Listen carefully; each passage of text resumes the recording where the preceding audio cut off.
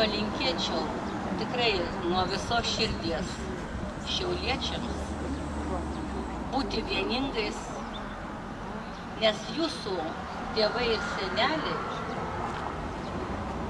būdami šitam geto ir Štuthofe, net įsivaizduoti negalėjo, kad kada nors po 80 metų jų vaikai ir anūkai suras priežastį, dėl ko nesugyventi. Tai aš linkiu jums visiems, kad niekados nepasikartotų tai, kas buvo. Mes ir Lietuvoje, ir Europoje matome antisemitizmo augimą. Jeigu mes ir toliau nesugyvensime ir nebūsime vieningi, mūsų iš viso neliks. Tai aš labai linkiu būti vieningais visiems, reaguoti į kiekvieną antisemitizmo apraišką. Aš nežinau, tarp kitko, kiek pareiškimų šiauliečiai yra parašę dėl antisemitinių išpolių, o galbūt čia Šiauliuose jų niekad nebūna, aš nežinau.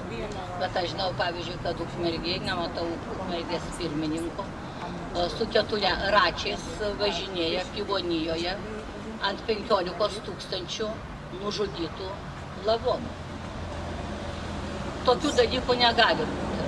Ir jeigu mes nebūsime vieningi, jeigu mes neturėsime tikslo išgyventi ir leisti gyventi, duoti gerą, laimingą gyvenimą mūsų vaikams, tai mūsų tėvai ir seneliai kentėjo veltui.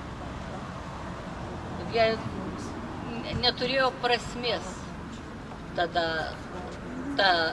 tas visas ir pasipriešinimas, ir noras gyventi, jeigu jų palikuonis nesugeba gyventi taikiai ir gražiai.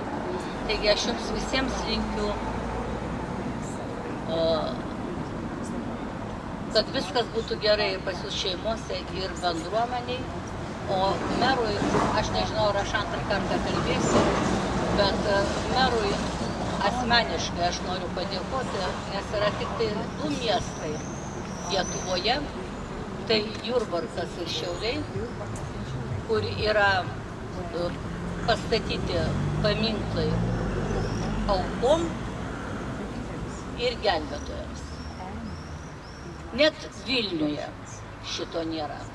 Ir aš nežinau, kokiais būdais reikia galbūt aplink tą paminklėlį, kad ten bus paminklėlis, galbūt reikia keliais vaikščioti.